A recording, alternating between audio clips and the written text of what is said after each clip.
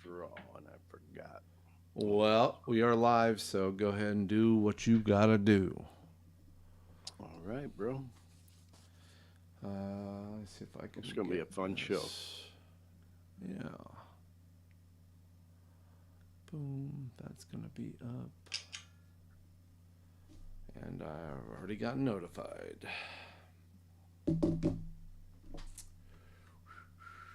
All right, we're gonna, Chris, we're gonna pull you out just for the next. Boom. We'll see you in a bit. So you want me to run video one right after, right out of the gate? Okay. So, yes, sir. So I'm gonna go right to. I'm not gonna run a countdown. I got again way too much stuff going on, so I don't want to make a mistake. So we'll. Let's see. We'll.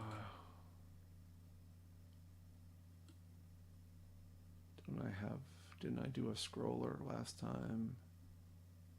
So you ready for Thanksgiving, Chris? He's not talking. Don't ask him questions if he's muted and he's out of the. Oh, I didn't know he was muted. Okay. Well, he's not just muted. I have him off stage. So. Oh, right. So, boom.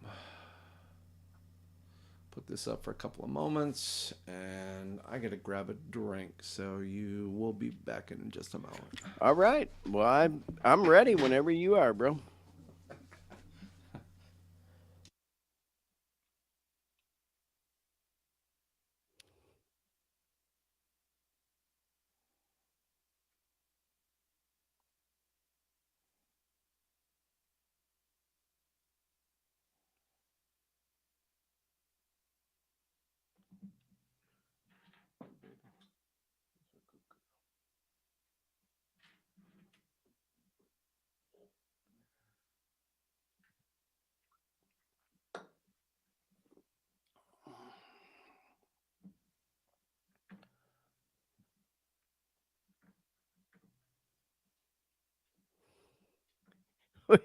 We got to work on your background, Dean.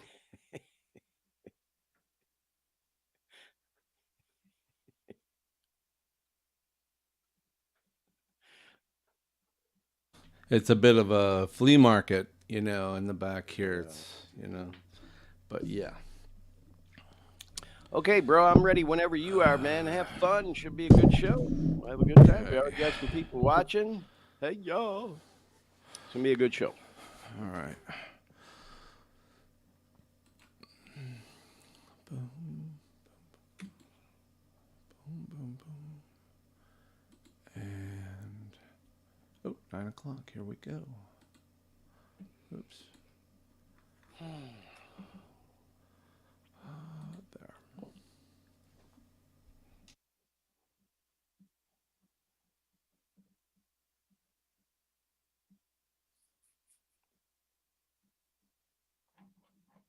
I'm here with my dog. We at the Future of Artists Summit. I just want to give a shout out. It's anonymous. I'm here with Glenn at the Future Artists Summit. Just want to say, keep following your purpose. Keep answering your calling. And fucking turn up. Yo, it's your boy HECTOR Sounds. Shout out. I see y'all. Keep grinding. Man, I'm here with my dog. We at the Future of Artists Summit. I just want to give a shout out.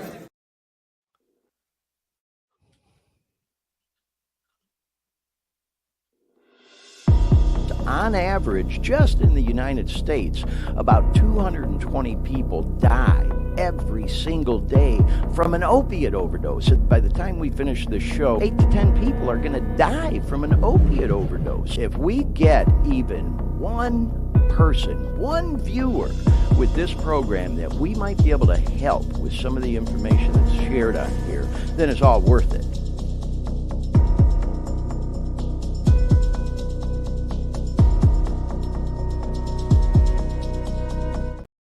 Hey everyone, welcome to the Dare Me podcast. Glenn Victor here. We are live right now from Sacramento, California. We're at 6 o'clock in the evening, and right out of the gate, we're going to head all the way over to the East Coast in Orlando, Florida, and bring aboard our co host and producer, Dean Baker, who is live at the Post Effects Digital Studios. Happy Sunday, Dean. How's it Digital going? studios and flea market. Yes. Okay. You made that comment earlier, about my Yeah, messy right. studio, but Well, you ready you for the know, holidays, bro?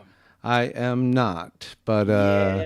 I'm next Sunday or next Sunday I will be in DC. Oh, So right, I got a holiday real quick, and then I'm off to DC, and that's when we'll be trying something a little different for next weekend. So yeah. Well, hey, it's that time of year, man. In fact, I got some travel coming up. We were talking about before we went on the air tonight. I'll be there in Orlando with you, and yeah. we'll be at the Post Effects Digital Studios on Sunday, December 10th for the Dare Me podcast there. So, yeah, a lot of people traveling this time of year. It's that time. I'm starting to get in the holiday spirit a little bit. So Yeah, yeah, and I'm yeah, gonna eventually get you to call my company by the right name. That was the old company, Glenn. So, but we'll get to it. It's fine. Post It's fine. effects. Yeah. No, Well, it's hey, now PFX Media is what it is EFX now. Media. PFX Yeah. Media. But it's okay. It's okay. Right on. Well, hey, as I get older, Dean, my memory ain't what it used to be. But anyway, hopefully it holds out for the rest of the show tonight because we have a great You got a show lot to do. tonight. We got a lot of cool stuff coming up. You're really going to dig the show tonight. We got that boy Soldani as our guest tonight, and we'll be bringing him on live in just a couple minutes. We got some cool videos. We're going to be talking about that Future of Artists Summit that I talk about all the time on this podcast that I attended with that boy CASKEY and Anonymous. And we'll be doing a little bit of a recap of that whole event that Soldani and I went to. That's where we met. And we got him on the show tonight. We'll be playing some clips of his music. We got some fun shout outs we're going to do a little bit later, some interesting stories in the opioid crisis news that you're going to want to hang on for. That's coming up a little later on the back end of the show. Some funny memes to wrap it all up. And just a great show lined up tonight. I think you're really going to enjoy it. So, as we kind of get into the show a little bit, we always like to take a couple minutes, let people jump on board. I want to send a shout out to, I see we already got a shit ton of people watching the show. Want to remind people we have a chat room, a live chat room that you can jump into if you'd like. And you can comment, you can call in. We'll post the phone number a little bit later in the program if you might want to call in, talk to Soldani live. It's going to be a really fun show, y'all. But before we jump into it all, I always like to do just a little bit of a recap of what this show is all about. Going to do a Reader's Digest short version tonight because I'm really excited about getting into that interview with Soldani here in just a little bit, y'all. But this podcast, the Dare Me podcast, sometimes we get people who jump on board for the very first time each week because we are live right now. We're live on a half dozen different Facebook pages, half dozen different YouTube channels. We're live on LinkedIn. We're live on X. We're live on Threads, all the things. You get the idea. And a lot of times people just be scrolling and see we're live and click on us like, what's this Dare Me podcast all about? What the hell is that? So if you're new to the show, welcome. And we hope you stay with us. We hope you enjoy the content. So, yeah, that name Dare Me kind of came out of this whole concept of me doing this podcast to talk about my addiction and how I got hooked on them opioid pain medications. It was awful, y'all. It was awful. Long story short, I broke my ankle. They prescribed that shit. I never should have started taking that shit because I have a long history with addiction and struggles with that shit. I was clean for a long time and I started taking it and I got hooked. And getting off of that shit was awful, man. Kicking opiates was the worst thing I've ever been through in my life. And so I decided to do this podcast in hopes that we might be able to help somebody going through the same struggles I was when I got hooked on that shit. And like we say in that intro to the show that Dean put together for us, if we can help even one person, then it's all worth it. Because when I was trying to kick, y'all, I was looking for information on how to get through opiate withdrawals online. I was Googling it, searching YouTube, and there's some good shit out there, but there ain't nothing like what we're doing. That's for damn sure. I'll tell you that. So, anyway, that's where that name Dare Me kind of came from. Like, dare me to come out and talk about this shit openly or recover out loud, as they say. And that's what we're trying to do here. And so then we took the letters in that name Dare Me and we made these hashtags you see at the top of the screen.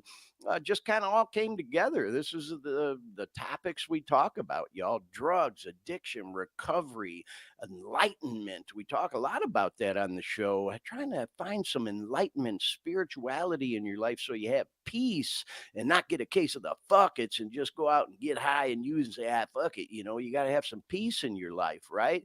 And then we also talk a lot on this show about music, and that's going to be the main focus of the show tonight. And we also talk a lot about fitness and exercise because that's such an important part of staying clean and getting clean and living clean, that physical fitness, because addiction, it truly is a mental, spiritual, and physical sickness, y'all. So anyhow, with all that said, yeah, I got hooked on that shit, but I've been clean. I'm so proud and humble, though, too, to tell y'all that I've been clean for over 2.5 years now. I live drug motherfucking free. And so we do this podcast live every Sunday. And then after we go live, we, of course, post the recorded version on all the different platforms I mentioned. I try to gear people to that Dare Me podcast YouTube channel because that's the one I oversee. You go to that YouTube channel, if you would, please click subscribe. You click on the videos tab, and all the episodes are there. And believe it or not, this is episode 36, y'all. Fucking blows my mind. I can't believe we've been doing this podcast for that long, but we have. And so, with all that said, right now, y'all, I want to go ahead and bring in our guest tonight. This is that boy Soldani, and right now he's got a couple tunes out there. We're going to play clips from. One's called Drool, one's called Sapphire, and I know he's standing by right now. So, Dean, if we can, let's go ahead and bring Soldani on live. There he is. Hey, bro, can you hear us now? I can hear you loud and clear. All right. Well, hey, man, we're so excited and happy to have you on the show, man. I just can't thank you enough for agreeing to come on with us. I've been really excited about having you on, bro. And, talking to you about your music. And, I also want to recap a little bit, bro, about how we met. I mentioned that Future of Artists Summit that boy CASKEY and Anonymous hosted and put together, man. It was such a cool event. And you and I, as you know, met there briefly and we started following each other on social media. And man, you follow people on social media and you start to, learn a little bit more about them. And I just start thinking, God damn, man, I got a lot in common with this guy because we both were motivated so much by that event, bro. So, talk to me a little bit about how that event got you motivated on your journey to do music and all, bro. So for years, I mean, I've been practicing writing for years in the rap, not so much the marketing aspect or, the fame aspect. It was more so like how these people were living their lives, how they were operating, how they were moving, how they're making music with this person, what type of music they're making. And like, I used to listen to tons of artists. I don't listen to as much artists in the rap industry now that are, you would say, mainstream. I kind of stay away from that only because I don't like the message that's portrayed now. Like, you won't really catch me vibing out to music that's more so about getting fucked up. I mean, I'll listen to them, but like, music that resonates now is way more meaningful than music that just you're gonna throw on when you're fucked up. Because I just think it sets the wrong precedent. I think it sets the wrong mindset to their listener. And like, I would say sometimes music is like the number one culprit for a lot of issues that people don't understand. Like I used to listen to Eminem all the time, and I started listening to different music, different genres, and I was less angry. So when I started writing, I started meeting people at shows. That's where I met J Rock. That's where I met Milla, and he's on Sapphire and Drool. Right. And it became something I did when I hung out with my boys, the positive environment people. I had to cut out a lot of people back home because they did not give a shit about life and they just wanted to go get fucked up or fuck each other over. So when I went to the summit, that was kind of like, if I don't take anything from this event, this path isn't for me. So we we just transcended from there, and now we're here in a way. I mean, I can touch and elaborate Yeah. more on that, but Well, the summit was a big eye well, opener. yeah, it was. Well, you know what, bro? I appreciate what you're saying there because, and of course, here's a picture of you up on the stage at the summit with Caskey and Anonymous. And, I was thinking to myself earlier, I don't think anybody has done more to promote that living clean lifestyle more than Cass has since like Eminem came out with the Recovery album. He did a lot to really make it, almost like it was cool to be living clean, and As it should healthy. be, yeah. And then there was like a lull in it for a while, and of course, man, we start seeing people dropping like Peep and Juice, and it was like, what the fuck, Mac Miller too. when Mac Cash Miller. came I out can't. with that Final Form, this isn't even my Final Form release, man. That's when he really jumped on the, living clean thing, man. And it's just been such a positive influence on so many people, including yours truly. Same for you, bro. Yeah, absolutely. I started listening to Caskey, and I'll be honest, about 3 years ago, about 2020. Hmm. 2021 is when I did a deep dive into his music. Right. Um, I was dealing with a bunch of addiction myself, so I had Hmm. like always being at the parties with cocaine or Xanax or Klonopins or anything I could get my hands on. That, and I never dabbled in dope, but anything but Right. that was kind of like my arsenal, like weapon of choice. I'm not gonna say vice. I'm not gonna say habit. I'm just gonna call it the weapon of choice because Yeah. as you get sober, you understand that so many different things change and the fog starts to go away. But when you're in the midst of doing that stuff, you don't see it as a fog. You see it as fuck it. I'm just gonna do it, and then get hit with self-realization, and you get hit with so many different things that some people don't make it out of that, and they stay to it. Yeah. And I think the message should be like, instead of labeling it as a fog, I think it should be labeled as like, this is your journey. How do you want to live it? How do you want to go about it? Because you're not just affecting yourself, but when you're in those like in the ammunition with the weapon of choice, you're Hmm. you're not just robbing yourself. You're robbing your loved ones. You're robbing your friends, your family. But if your friends or family are like the gateway to you doing that, there's a lot more Hmm. self-realization that you have to realize, like, I can't fuck with these people anymore if they don't promote my sobriety, because then you don't want them to hold guilt or shame, and then it becomes very selfish. It's like a long-lasting suicide. Yeah. Well, you know what, bro? We're going to talk a little bit more about that as we go into the show because, as a lot of people may know, just this past week, that boy Snoop Dogg announced that he was putting down the weed. And of course, Snoop Dogg, probably about the most famous pot smoker in the world, other than maybe like Willie Nelson. And so we got some stuff coming up about that a little later in the show, and we're going to talk with you about that, Chris. But right now, bro, I wanted to also show this picture and see if you remember these guys that I was at the summit with. There's that boy Neela on the right, and also YHB, Young and Heartbroken in the middle. Brendan, you remember meeting them guys there, don't you? Yeah, now I do. I did a quick research. I do remember that now. Yeah, well, we had a ball, man, and there we are outside Oh, look at that with your jacket, boy that Grand Theft Caskey. Auto We had a jacket. ball there, and of course, there you are with Cass as well. And we had some more pictures of you. There you are with Mass, and then there you are with Tasty. This was at a different event, though, right? This wasn't actually at the summit.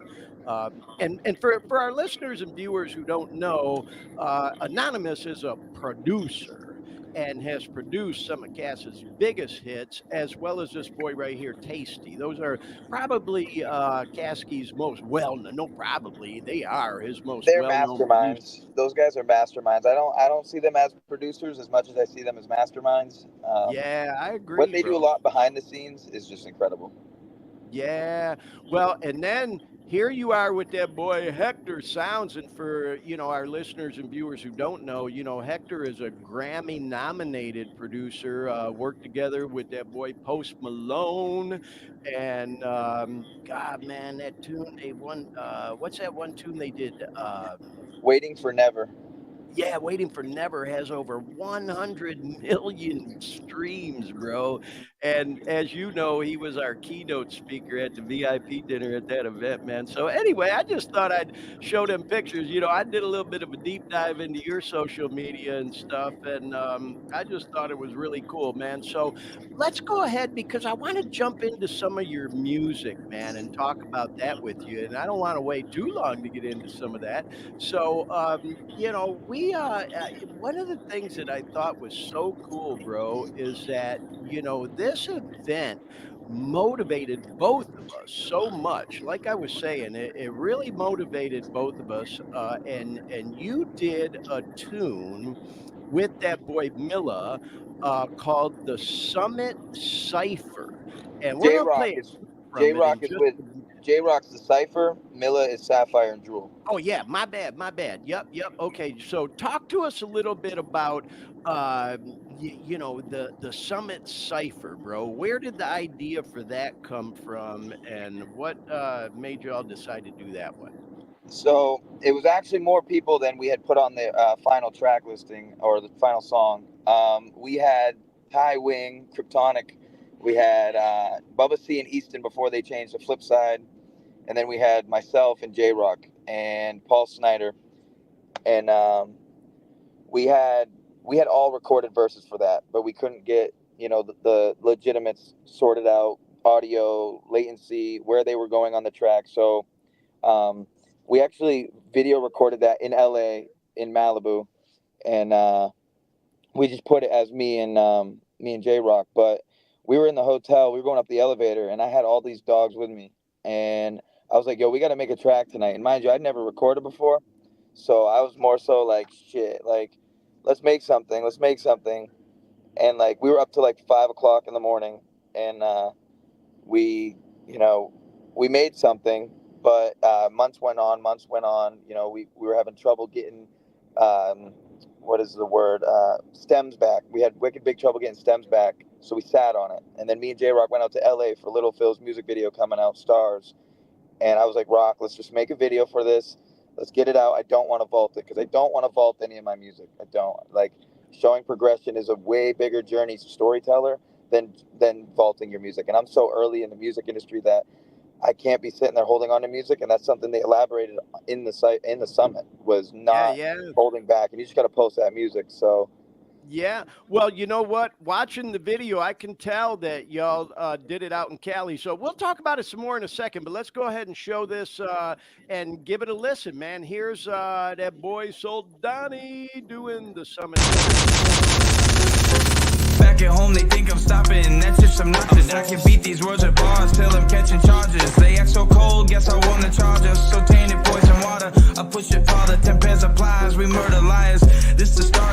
Summit artists on the rise up. Can't keep me down. I stay ballin' with the finest. Tom Brady with this lineup. I eat the knowledge first. Get ready for the wind up. At home, this circle stroking. My talent's overdosing. It's important that we're potent, putting action into motion. Got Bubba C and Easton closing. Know that we ain't joking. We always fucking working and we never losing focus. 7 of us in no pair cuffs. Hotel lobby say we too loud. None of us are showing bluff. Neighbors call say we too loud. Cops knocking at the door. They're saying that we too loud. Hell nah, we ain't turning it down. Hell nah, we ain't turning it down. Smashing dreams, no lack of trust. Supply knowledge, they scared of us. Y'all seem too delirious. I'll smash your brains so you leak in some. Critical mind that'll leave your mind fucked. Some of the 7 will leave you fucked.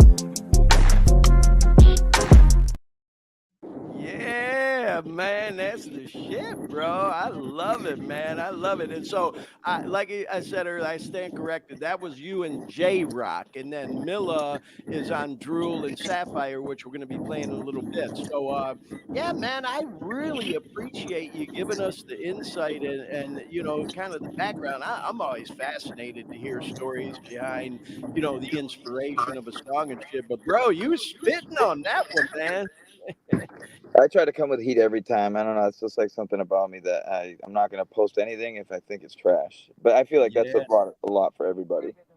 Well, I loved it, man. And, you know, I want to do a little bit more of a deep dive into the summit, if that's okay with you, bro, because that thing, as we've talked about, was so inspirational.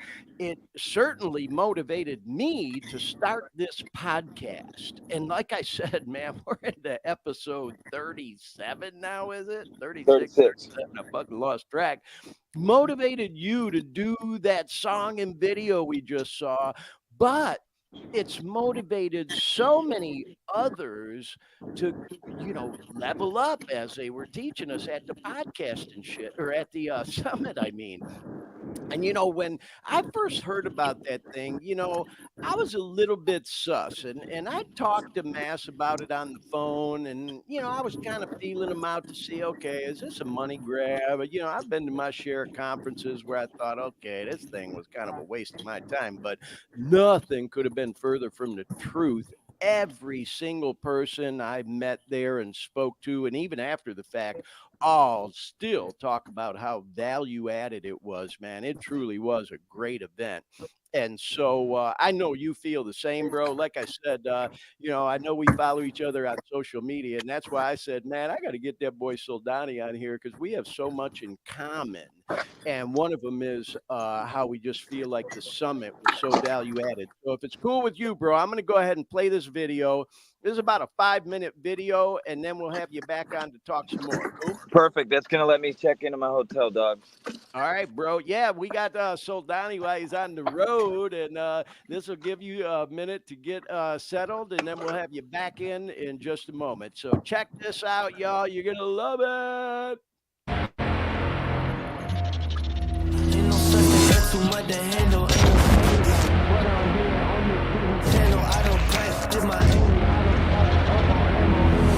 We are here. CASKEY Anonymous. Pull this off! I'm feeling excited about the speech and like talking to the kids. The mission is pure, so It's life changing. oh, it's game time. It's show time. It's time to get this shit going. Who's happy to came to the workout?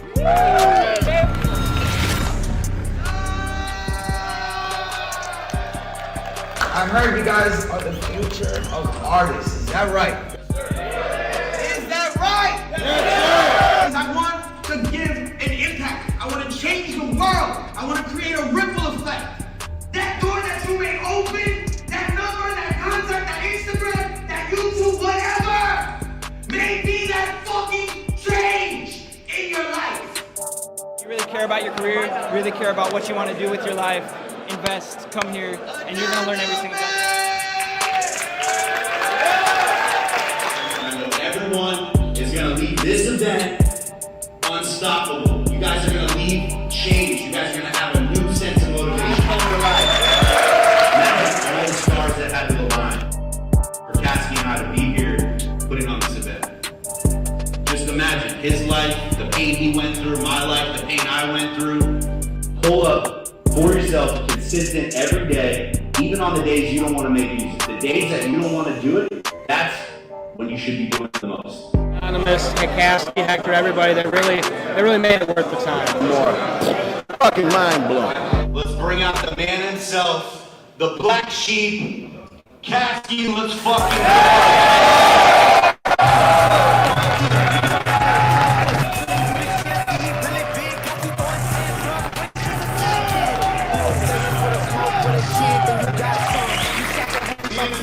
Came up with this idea 6 months ago. This is my shit right here. Seeing shit in your mind come to life. It's not our job to decide when we get our praise, when we get our flowers, when God decides we win. Fame or impact? What do y'all want? Yeah. Motherfucking right, dude. The one of you that's got the fucking sharpest vision, you just follow it to a T and you don't change it, you're gonna be the one to fucking win. I believe in y'all. My name is Cass. Thank you for having me. Nothing happens at an opportune time, like Caskey said. You got to be able to work under pressure. Know that you're taking those chances and it's going to pay off at the back end. It doesn't matter. Every person we meet here is going to change our life and make us progress to the next level. It was such a great experience. For the first day, the energy was crazy. I wish it was even longer than 2 days.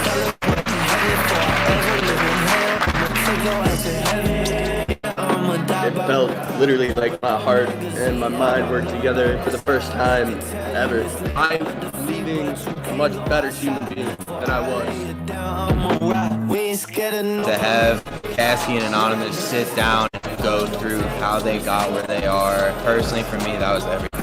Caskey's event, which is the Future of Artists, and these are musicians and producers and those who want to just be in the industry, but more than just about the music industry. This is really about that neck up from the neck up, what it really takes to make it, and then to stay at the top, the perseverance, the resiliency. That's what this event is about. My biggest goal as I get up on stage with this crowd, with this audience, is to instill in them that they deserve nothing, that everything in life is earned. Every single thing in life is earned, and you get what you tolerate. And so I'm gonna get them to turn up their toleration level. The more work ethic they have, the more resiliency they show, the more they're gonna make, and the greater impact they're gonna have.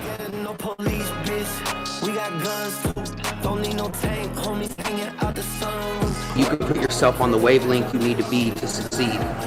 And that's really what's hit me today. We're here on a motherfucking mission to shine our light. Mental health show with a hip-hop aspect, and then they brought in the business. I just want to thank everybody who attended the Future of Artist Summit. Together right now to help push each other, and Caskey is providing a space for that. So I just want to say thank you to him and thank you to everyone else who put this on. And this is how we change artists' lives and then change the lives of everyone else who's listening to us.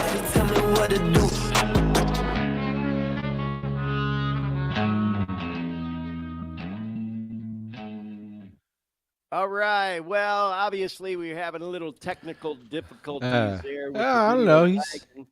But at least we still heard the audio just fine. Anything can happen live, y'all. And when you're going over the internet, sometimes the connection ain't the greatest. But I think y'all all got the idea. And I just can't say enough about that event, y'all. It really was a great event. And they're talking about doing another one in June. And so really looking forward to getting more information about the next Future of Artists Summit. Again, the early information we're getting is that it'll be in June, and really hope to be able to attend that thing at that time. You back with us there, bro? I'm here. Looks I'm like here.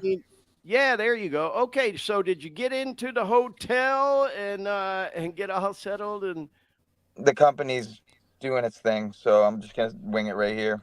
I know okay, I'm well, supposed to hey, have that bro, I backdrop. wanted to talk to you about this. So here's another photo that I pulled from your social media, and I wanted to show this one because as we, talked about, this event and all, this was one of the items that, they gave to everybody with the registration and all these little backpacks. And that is the Future of Artists logo. And, we have this little like chat group of like a shit ton of the people that attended that thing. And, people are in there every day commenting on different things and all. And so anyways, bro, this logo has really become a thing to the point where you actually got the tattoo of the logo. Is that right, bro? Yeah, I did. We did it after the first night. We got the logo tatted. One of my tattoo artists, J Rock the Gypsy, out of Oxford Ink Tattoo in Jacksonville, Florida. You'll find them on Instagram, Facebook, Google. J-Rock tatted me and Teddy K and himself. Sorry, I'm messing with the camera. Oh, there it is. Yep. I love it, man. Well, Beat Caskey to the punch. I think, yeah, it just goes to show, bro. That speaks volumes again about how impactful this event was, man. It was just so cool that everybody loved it so much. And I don't mean to keep going on and on about it, but I just want our viewers and listeners to get an idea of just how impactful this thing was about leveling up to your A game and how it motivated you to take your music to the next level, bro, and again motivated me to get this podcast started. And so, like I mentioned, I went there with that boy Shebang and Brendan, Neela, YHB are their stage names. And I couldn't resist showing these videos. And I texted them both today to say, hey, man, y'all should jump on the podcast because I'm going to talk about you guys and show these videos. And let's just give them a look and a listen, bro. I'm sure you'll appreciate this as well. So this is one of Caskey. That was so cool about it. Like after we went into the sessions of the conference and shit, we'd be hanging out in the hallway of the hall and stuff. And they had like a step and repeat banner where people get their pictures and shit, but Cass was out there literally listening to people's music like right on their phones and shit, and you'll see what I'm talking about. Let's watch this video right here, y'all. Check it out. There go Cat. He listening to your stuff. There you go. That's right. There go Caskey listening to Shebang stuff here at the conference, man. That's what I'm talking about. Hey, Brendan, you got to make sure he gets your stuff too, bro. I'm already hit. Fuck yeah. You got that Rockstar shit. Didn't I tell you he was the shit? I told you, bro. It's easy to follow, bro. Yeah, so that was cool as hell, man. I mean, here you got this international superstar rapper and artist at this conference, just being so cool, so approachable, and, literally helping people to level up their game. And so let's watch the next one. Here's that boy, Brendan. All right, there go Caskey vibing Brendan's music. Fuck yeah, he's loving it too, man. Hell yeah. Here we are at the conference. Look at all these motherfuckers are waiting. Oh, hell yeah. Brendan, what song is he vibing right now? Apocalyptic Love. Oh, hell yeah. Oh, you can tell he's liking that. Love. Fuck yeah. The man.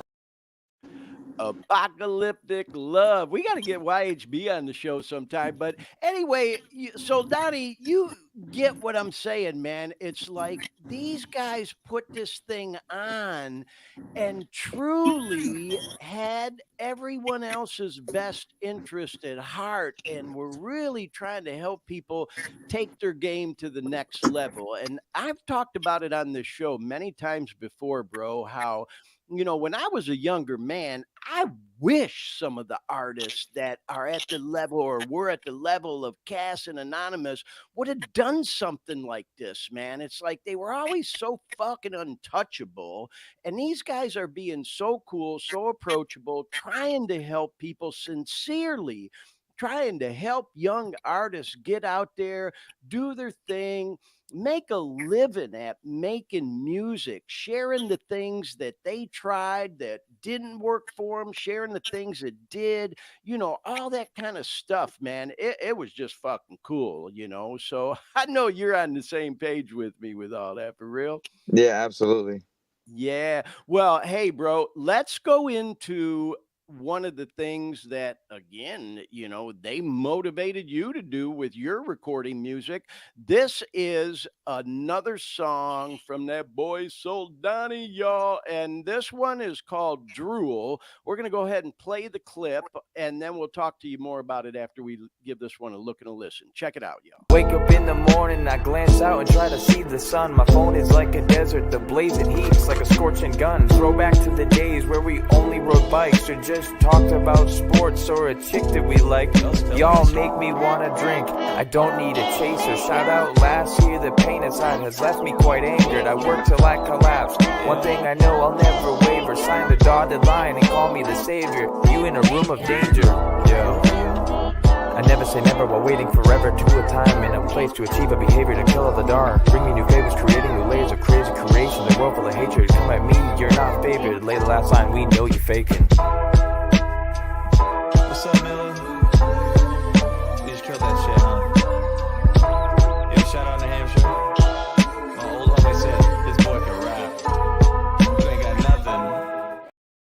Yeah, I love it, man. And you know, I just dig the tune, bro. So talk to us a little bit about that song. What was the inspiration for it? You and Miller working on that together. Tell us all about it, man. So me and Miller were looking up beats in at the Oxford Inc. studio in Jacksonville, and we were really influenced by watching movies with the sound off by Mac Miller. Okay. Yep. The song Star Room. Yeah. It's kind of got the same cadence to it. And I was like, yo, let's just do this one. This one sounds funky. Like, I want to go off on this one. But for me, I mean, Miller always is going to show up. He's part of Faded Amore in Orlando. So there's tons of guys there. Faded Amore on Instagram, Making of Miller on Instagram, etc. I got to shout the boys out down there in Hillside Studio 407. Yeah, Hillside Studios. Yeah, that's where y'all recorded it, right? Yep. Well, not Drool. Sapphire we did, but Drool we did it in Oxford Inc. But right. Okay.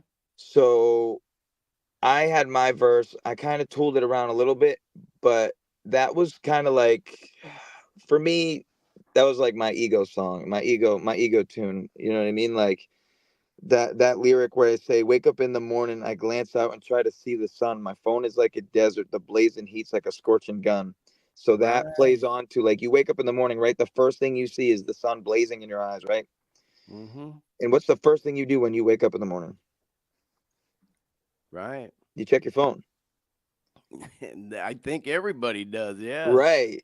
So you wake up in the morning, you're checking your phone. You ain't got no text from a girlfriend, no text from a friend, no text. Maybe you got Snapchats, but that's irrelevant. And your phone's dry. And if your phone is as dry, you know, it's going to be hot like the desert. And if you touch a scorching gun after you shoot a bullet, it's going to sizzle. It's going to be hot. So, you know, the blazing heat's like a scorching gun. Right. Because, you know, yada, yada, yada. But I pissed off some people with that song. And I'll be very transparent on that. Hey, is what it is. Going into that song, I had a friend for 20 years. And we had a falling out. I'm not going to elaborate on that. I'm not going to give that any airtime. But he had said to a mutual friend who came back to me, he's like, oh, well, I talked about you, man. And I said, you've been doing shit with music. But he hit it with my cousin raps too. And I was like, your cousin raps too, huh? I was like, all right, well, let's see his rebuttal. You know, my old homie in New Hampshire said his boy can rap. He ain't got nothing. And that's where I felt pressed as my character, Soldani. So Soldani is my rap name, but it's also my last name. Right.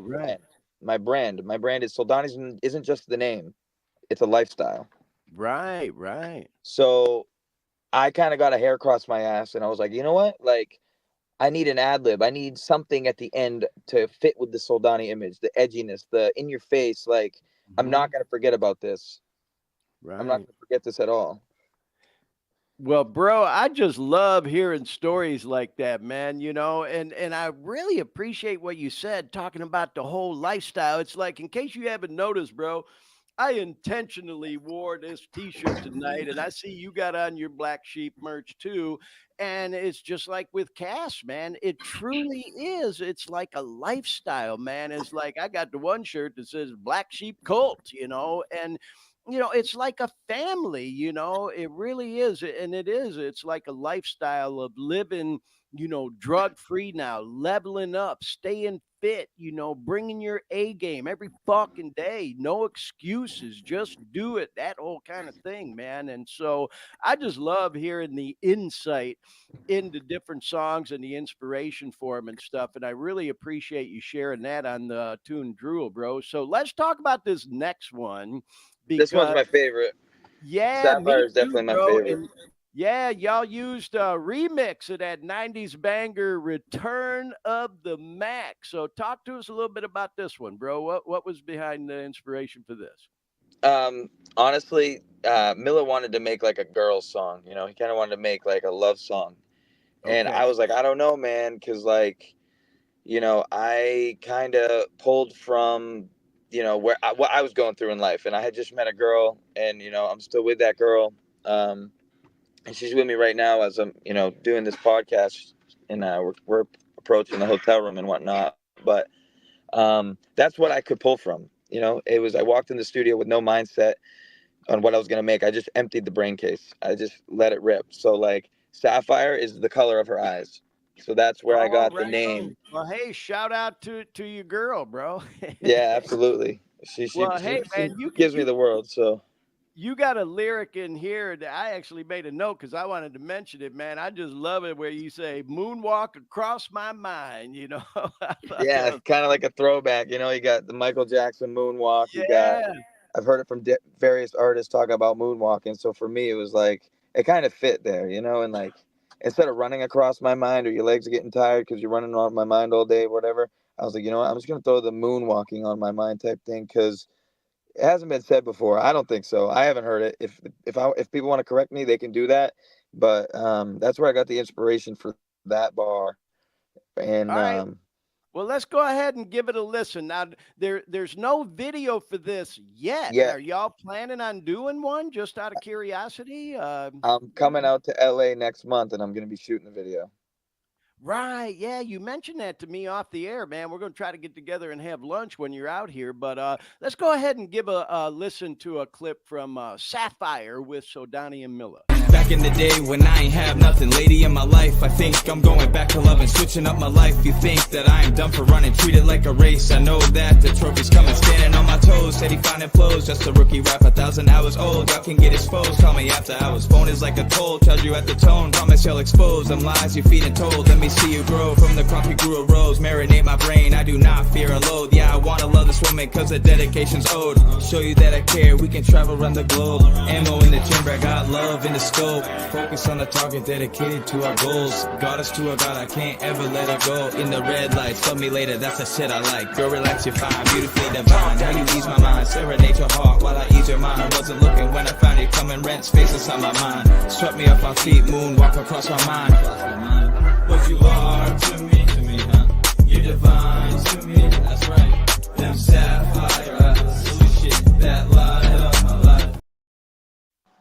All right, I love it. Hey, to all our viewers and listeners, if you're just joining us or maybe jumped on a little bit late, we got that boy Soldani, rapper and hip hop artist Soldani out of New Hampshire with us live on the Dare Me podcast today. And we just played a clip from one of his latest releases, man. It's called Sapphire that he did a collab with Milla on. And man, that one is definitely bumping, man. Just really dig that tune. And as you could tell, if you're paying close attention and it's to a remix of that old school 90s banger, Return of the Mac. So, hey, Soldani, if you would, bro, talk to us a little bit about how y'all ended up using that beat and that whole thing, bro. So Miller's boy Rod, we were talking at his apartment earlier in the day, and he was like, "Yo, you guys got to do like a '90s banger." He said, "Miller, you got to do a '90s banger," and I was just like, "All right, well, we can do that," but we're basically, we were in the studio. I was trying to do a Kendrick Lamar beat. That was my first like guess, and So we get in the studio. Milla is sitting there going through beats, and he found the remix of Return of the Mac. So I was just like, all right, well, I mean, let's do it. And it took me like longer than Drool to make and write because it was a different tone and a different precedent that was set. And so it took a lot of rehearsing. It took a lot of finding a flow. So I mean, when we did that, it was more intimate. You know, like I said, like I could only pull from one spot of my life, and that was you know, I just met a girl, and like I'm not gonna elaborate too much on that story. That's close to me. That's you know, that's my thing. But like, real, yeah. I won't talk on dating sites anymore after that. That's all I'll say with I that. gotcha. Well, hey, by the way, bro, for those that maybe are just joining us or you know jumping in a little bit late, we want to thank you again for coming on with us tonight, bro. Because you know we had this you know planned ahead of time, and you know you had an unexpected call to go out of town, and so as you can tell, y'all, Soldani is literally Soldani's always on the walking road. Soldani down is the always on hall the road. right now at the hotel on the road, but instead of canceling or postponing, he still jumped on with us and was committed to doing the podcast with us. So we really appreciate it, bro. Obligations are obligations. No, we really do, man. We really do. Well, hey, I want to talk to you about something else because as I mentioned earlier, you know, we follow each other on social media, and you know, after following someone for a while, you start to you know learn things about them and all, and that's when I started realizing, man, I got a lot in common with this guy. I got to get him on the podcast, and so I wanted to show this next photo because here you are with that boy YELAWOLF, and so That's I an old know one. he That's an was old out. photo. Yeah, this is a cool photo. He was out doing some promo for his whiskey Creek Water, and it looks like you went to one of his, you know, VIP events and got a chance to meet him there. So talk to us about that a little bit. So he did his Creek Water bottle signing back in 2019, but I was on probation. And Oh, since I was okay. on probation, I couldn't drink. So I had my homies actually drink the liquor. And then I brought the bottle empty. And I was like, hey, guys, like, I need you to drink this so he can at least sign it. And so he was like kind of weirded out on that. I brought an empty bottle. But I ended up re-meeting YELAWOLF a couple months ago where I met my boss at work. And that's who I work for now. I met my boss at a YELAWOLF CASKEY show 2.5 months ago, 3 months ago. Right. So, I mean, that's In now fact, why I'm on the road. is this, I don't know if you can see the slide, but this is the event you're talking about, right? Yeah. Yeah, at Toad's place, and there's another picture of you with him. That was when you met him there, right? Yeah, I met him there. That's 4 years later. So you can see like the growth in the both of us, which was pretty cool. Yeah. I tried stage diving in that video or at that show.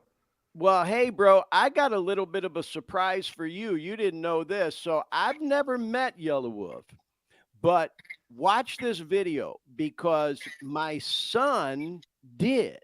He is a huge YELAWOLF fan. He turned me on to YELAWOLF, and we actually went to see him at a club in Orlando when he first came out with like, you know, Pop the Trunk and, you know, Daddy's Lambo and all that.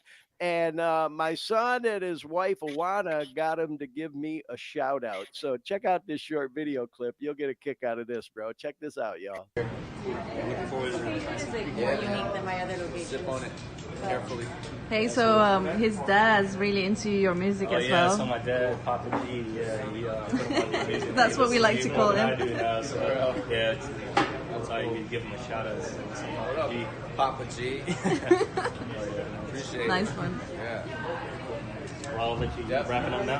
Yeah, man, we're getting out of here, man. Yeah, bro. So I couldn't resist showing you that, Soldani, because you know, my son and you know his buddies, even when they were younger, they gave me that nickname, Papa G. You know, because I'm a little bit older, but you know, I often say, man, I refuse to grow up. And as my son says, Dad, growing up is overrated. So, you know, you can kind of tell from the video there, bro. He's more around, you know, like you're in Cass's age group or whatever. But I couldn't resist showing you that video because, like I said, man, when I saw you with these pictures with YELAWOLF, I'm like, damn, bro, I gotta show him that video on the podcast, you know. So, anyway, I also wanted to show you this, man, because I'd like to hear a little bit more. You talked about, stage diving at Toad's place. That place sounds like the coolest place, and I'm going to tell you a little trivia here. Check this out. My favorite artist in the whole wide world, like I just mentioned, I'm a little bit older generation, y'all, but the Rolling Stones back in 1989 did a pre-tour show there, and they've been known for this over the years. Before they go on tour, they'll do like a small club just to kind of get the kinks out of the system, if you will, and get warmed up for their big tour. And here they did a pre-tour show for the Steel Wheels tour, which was like a huge tour. That was a fucking great album at that place in Connecticut there, Toad's place, bro. So little trivia about that place. I don't know if you knew that or not, man, but it sounds like a cool club. I definitely studied the venue beforehand. Definitely did. Right, right. Well, I just love going to shows at these smaller places, man. And I tell you what, bro, we're talking about other artists now. We talked about YELAWOLF a little bit and talked about the Rolling Stones. So I think as a good transition into something we teased a little bit earlier on the show, let's talk now about that boy Snoop Dogg and the announcement he made this past week. He posted this on social media. It says, after much consideration and conversation with my family, I've decided to give up smoke. Please respect my privacy at this time. And then, of course, people start posting all this other stuff. This is from Sky News. Rapper Snoop Dogg quit smoking after years of marijuana use. Then, of course, this was a little play off of his dropping it like it's hot. Snoop Dogg says he's given up smoking. So, some people out there don't believe it and think it might be a marketing gimmick. I don't know. What's your take on it, bro? What do you think? I don't think he's going to stop smoking. I think he's trying to promote an edible brand. I also think that maybe he was too high. So that happens to all of us. I mean, that's why I don't smoke as much anymore, because the walls start talking to me and stuff, and it gets too out of hand. But I think it is a publicity stunt. I don't want to disrespect Snoop, but it just adds up. It just adds up. Well, hey, bro, I appreciate your honesty. And then, of course, people start posting these funnier memes like, here's a picture of him, ain't no more weed. And then here's one of like him going through withdrawals, day one, no weed. That's how you look when you're going through fucking opiate withdrawals and shit. But anyway, bro, I wanted to play this next video, because if he is serious, see, I'm on the fence. I'm thinking, well, maybe he's for real, maybe he ain't.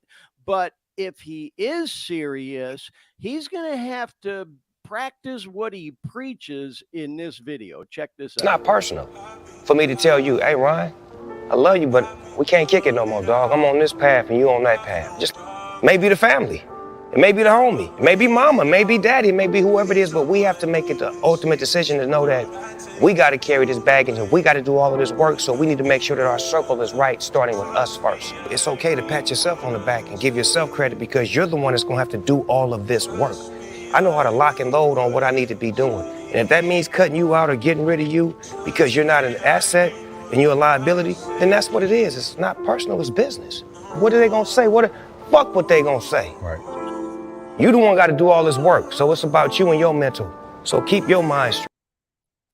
Yeah, keep your mind straight. So like you said, bro, no disrespect to Snoop. People are just posting these funny memes. And, I kind of, knowing what I know about him, tend to think that, yeah, this very well may be a marketing kind of thing to get some attention. But if he is serious and for real, he is going to have to, kind of practice what he preaches in that video there and learn to be setting boundaries with people that are still smoking. Because, as a recovering person myself, I can't be around people getting fucked up like that all the time. I can be around like people drinking. That don't really bother me.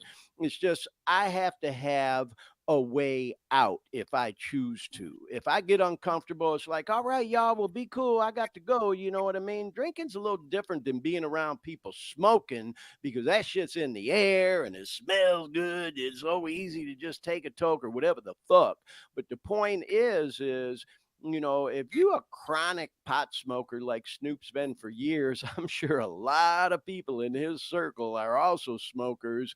And he very well may, if he's serious about this, he very well may have to do what he just talked about in that video and say, hey, bro, we can't hang no more if you're going to be smoking because I don't want to be around that shit. Yeah, so anyway, I also thought we'd show this, bro, if you don't mind. This is a video that we talking about that boy Caskey. He saw what Snoop posted, and so he ended up, because as you may recall, when Caskey put down the weed, he put it out there on social media, and he took some shit from some people, and he talks about that in a post he made just this past week. So let's talk about that after we play this clip. Check. I just want to say that when I quit smoking and started talking about the positive benefits of it, I got attacked by everybody in the stoner community. Everybody was like, dude, fuck you, weed's so good for me, blah, blah, blah. Now that y'all see Meek Mill and Snoop Dogg doing it, everybody's going to be like, well, okay, maybe they're on to something. Dude, fuck that, dude. We've been on this wave. Yeah, we have. And like I said earlier, y'all, I think like since Eminem put the Recovery album out, I don't think anybody has been more of an influence in the rap and hip hop world, with inspiring people to live clean than since Cass really put out This Isn't Even My Final Form with tunes like Rock Bottom and Sinner Like Me. And, I just, and as you may recall, bro, he took some shit, like he said, when he came out about putting the weed down and how, it stunts your creativity and shit like that. And I know Wiz Khalifa and him got into a little back and forth on that, man. So, I just wanted to talk about this a little bit too, bro, because you posted this picture when you were down in LA, and I just thought it was a good transition from everything we were just talking about. And as you can see, the photo says your body is a battleground. And bro, can I relate to that? It's like I am my biggest competition when it comes to staying away from the dope, to leveling up at the gym, leveling up with my creativity, doing the music and shit like that. And so, bro, you talked a little bit about, some of the struggles or challenges of you've had with addiction. So talk to us a little bit about your mindset when it comes to that whole thing. So that for me wasn't a deep image for me. I'll be honest. I really admired the just how it's like negative, positive. Yeah. Oh, I love the contrast there of the face and the negative. But again, what it says there, I think, was just a good transition from like if Snoop is for real about putting the dope down, man, he's going through it right now. His body is like adjusting to that shit. His mind is adjusting to it. And you were a little bit open with us earlier on the show that you've had your ups and downs with, substance use and shit. So, what's your take on that, man? For people who may be watching this podcast, bro, because we do get a lot of people, that jump on board every week, maybe even for the first time, who are struggling with substance abuse. We've even talked with some of the artists we've had on the past about, do you think it enhances your creativity? Does it stunt your creativity? Just give you a different approach to it? What's your thoughts on that? I think it's environment. It's all environment. That's like my biggest preaching thing.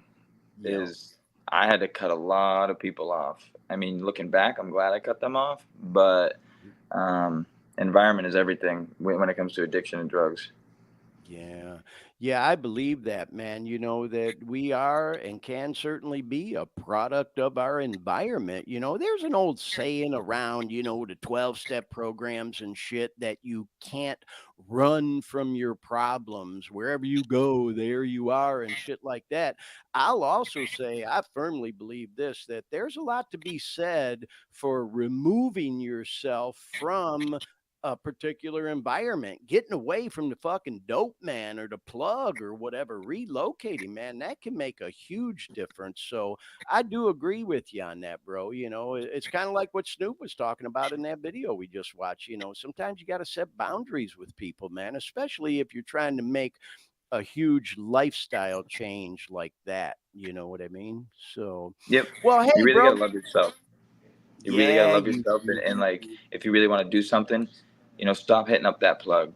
Stop hanging out with the people that are gonna troll you for doing that drug. Stop hanging out with the people that are gonna troll you for, like, oh, like, come on, just do it once, do it once. Like, I'm not gonna elaborate much on that, but like, yeah.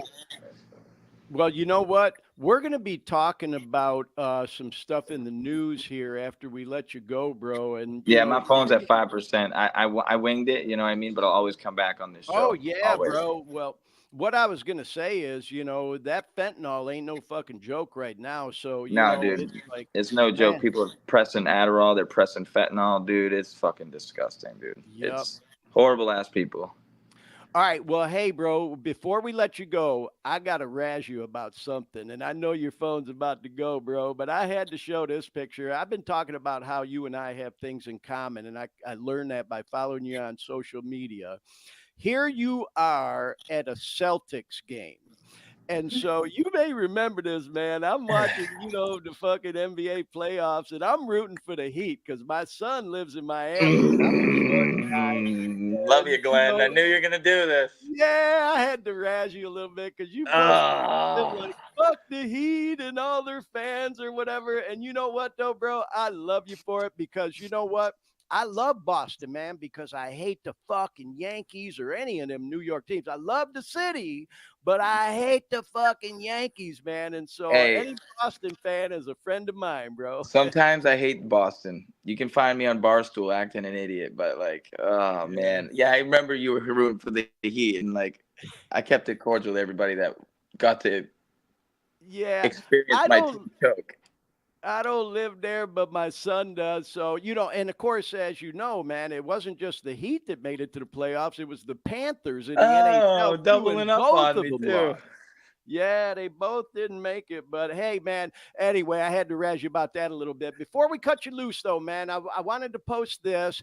Here's, we pulled your Insta, so here's your contact information. If anybody wants to go follow our boy Soldani and check out more of his music, there's a link there. So, just real quick, if you would, bro, what's your plans moving forward? You got any projects in the cooker right now that are going to be coming out soon? Where are you going from here, man?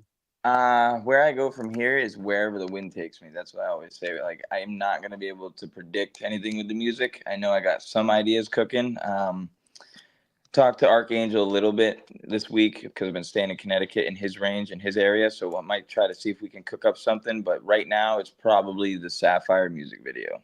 That's probably next.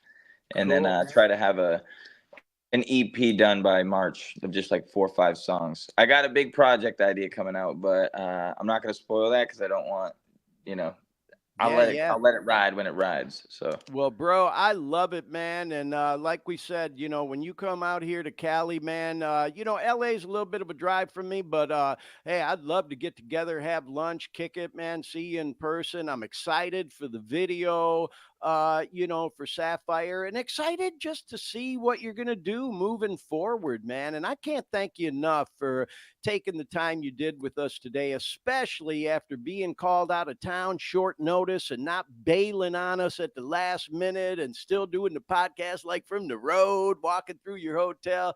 That's a real one, bro. I'll never forget it, man. I really appreciated that. Work harder than most. Right on. So that's just how it is. Work harder than most. You got it, bro. Well, hey, thanks again, man. Go do your thing tonight, and we will talk to you soon. Hope you have on the podcast again down the road. Thanks again, man. Thanks, Glenn. All right. Peace. Peace. All right. About that, Dean, we had that boy Soldani on the Dare Me podcast tonight. How cool was that? What a great guest, eh? Yeah, you had to go to sports on him. You know, Yeah, you knew well, that was gonna throw him. Huh? Yeah. I had to razz him a little bit because he reminds me a lot of myself in so many ways, man. Like he even talked about, he's got that little. It's like the Soldani lifestyle where he's got that little edge to him and shit. And I'm kind of the same way, man. It's like Yeah, I a can certain relate to thing. him. I guess I will always deep down be a Celtics fan because, but I Yeah, used to watch when I watched the Celtics. It was Larry Bird, yeah, back in Danny the Ainge. It was Kevin McHale. Was it McHale? Kevin I don't know. McHale, There's yeah, yeah, yeah. and they were playing. It was Bird against Magic. Magic and the Pistons and that Yeah, whole era. yeah, Yep.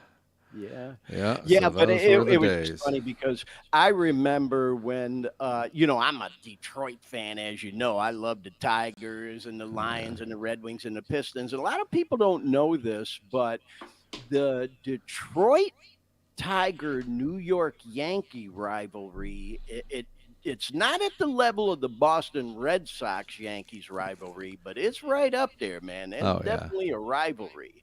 And so when Boston had the so-called, curse of the Bambino going on for so long, man, there were so many of us that just were so sick and tired of the cocky Yankee fans. Hey, I love all my folks in New York. I just don't like the Yankees, man.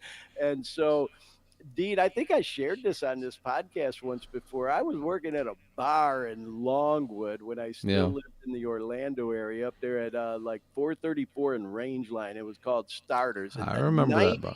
yeah, the night that Boston beat the Yankees. And if you remember that series, man, the Yankees were up 3-0 and Boston came back and beat them, won 4 in a row to knock them out. There were literally Boston fans at that bar in tears, bro. I am not making that up, man. And then, of course, they went on to win the World Series that year. So the point I'm making is, man, I used to post shit too, like fuck the Yankees and all that stuff. And so, I had to razz, Soldani Hmm. there a little bit about, he was pretty pissed off, when the Celtics got knocked out. But anyway, there's his contact information, y'all. What a great guest. Go check him out on Insta. And again, you'll find links there in his bio. You can follow his YouTube channel, his music, and all that other stuff. And yeah, man, we hope to have him on the podcast again a little bit down the road. So, this next slide, y'all, I wanted to show this because we've been talking about that Future of Artists Summit and all the great people that I met there. And if you're a regular follower of the Dare Me podcast, you may remember a while back we had that boy Dustin Warbear, shout out Warbear, on the show, and he's doing a show with that boy Ace Wild, who's also been on the podcast. He called in the night Warbear was on and chatted with us, and they're doing a show on November 29th in Madison, Wisconsin, and you can see Ace Wild posted this, so I thought I'd pull it and show it on the show and plug their show coming up a little bit, and definitely hope to have Ace Wild on the show down the road. And Dean, you may remember Warbear. He actually created our logo for this show. So, just another thing that came out of that Future of Artists Summit. In addition to being a great rapper, man, he's also a graphic design artist and designed our logo for the show. So moving along, y'all. Once again, thank you to Soldani for coming on with us. How cool was that of him coming on with us, Dean, when he got called out of town unexpectedly? He could have very easily just postponed or canceled or bailed on us, and he did it anyways from the road walking down the hall of his hotel. We had a little, touchy connection from time to time, but I thought the interview went great and really appreciated him doing that. So, anyway, moving on, y'all, we're going to go into the news now, like we teased at the beginning of the show. Some interesting stories in the opioid crisis news this week. And not to go into politics and all that shit, y'all, because we don't do that on this show. However, we, of course, had to mention this week that, China's leader visiting, I always get the name mixed up. Is it Xi Jinping? I think is how they pronounce it. Anyway, he met with President Biden in San Francisco. And one of the things that they discussed and hammered out, apparently, was China's agreement to try to slow the flow of fentanyl into the U.S. But it's not expected to necessarily solve the opioid epidemic. As you can see here, a little bit more of the article. Experts say new steps that China has agreed to will eventually reduce the flow. Not anything that's going to happen overnight, but they're going to try to cut down or, crack down, if you will, on the chemicals used to make fentanyl being shipped out of China into mainly Latin America and Mexico specifically, where they're making this fentanyl now and shipping it over the border into the U.S. And then, one of their spokespersons, these agencies, these think tank agencies said it's a step in the right direction because not doing anything at this point would be negligent, especially during a meeting between, these two powerful leaders from China and the U.S. So let's hope that at some point it does start to make a difference. I'm just glad to see that it's, on the, agenda and that whole top of mind awareness thing. So, of course, we had to mention that. This story here caught my attention this week, y'all. This is out of the New York Times, and it talks about this monster drug, super meth. And with the whole opioid crisis kind of taking, all the spotlight and attention in the whole drug use world, this article focused on how other drugs are just as rampant, but not getting the kind of attention that the opioid crisis is right now. And they're calling it a monster, this super meth. And so, I'm not going to read to y'all, but, here it talks a little bit about the spread of the super meth. And it was interesting. It's a New York Times article, but they kind of focused on this area in Michigan of Kalamazoo, where in, this previous picture here, you see a picture of, these homeless people out in the woods who are all strung out on drugs and shit, y'all. And, it talks about how the methamphetamine and cocaine problem is multiplying as well. And, it's just unbelievable some of the stuff that's going on here in that middle paragraph there, y'all. It says in the last 5 years, overdose deaths involving methamphetamine have tripled, and those linked to cocaine have doubled. So, what's going on here? Because we talk all the time about the opioid crisis and the fentanyl crisis and everything, but these other drugs are taking people out left and right as well. And it even talks about other things like Valium and Xanax and shit. And so here was an explanation that they gave in this article a little bit, that younger people, if you will, tend to avoid the drug that is currently causing a crisis and getting all the attention.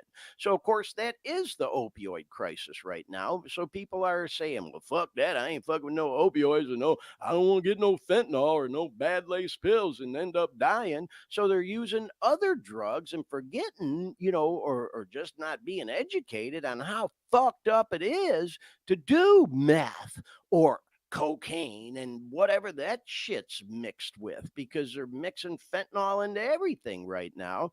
And they think they're staying away from the opiates or the fentanyl. And now people are dying at triple the rate on methamphetamine and double the cocaine overdoses in just the last 5 years, y'all. So, man, it's just another thing, that is another layer of this whole opiate crisis, y'all. People, younger people trying to turn away from it to other drugs, and now the overdose deaths from those are fucking going up. It's just crazy, man.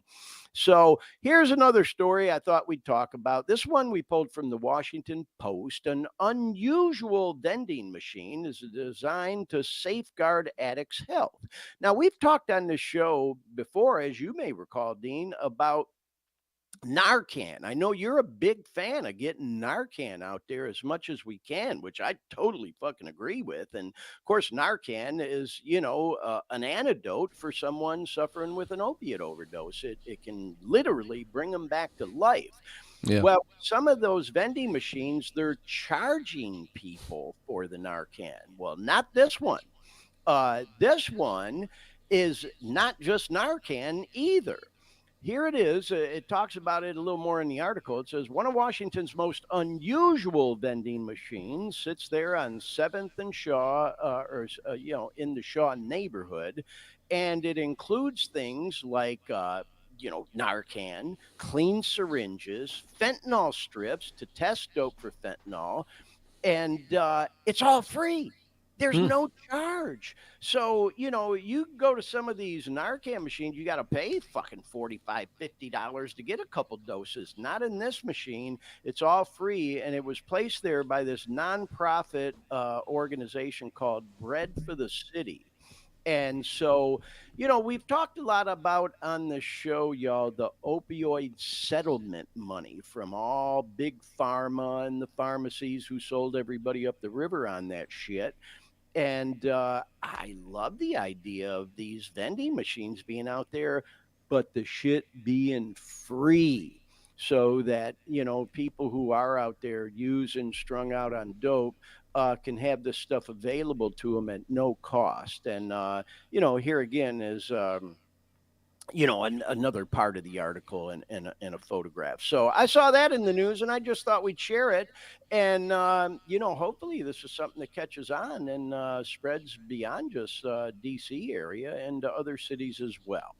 So now, y'all, we want to do some shout outs. On a positive note, want to say hello to a friend of ours in Orlando, Florida. That girl Marla won this certificate from Orange County for her organization that is called Drums in Recovery.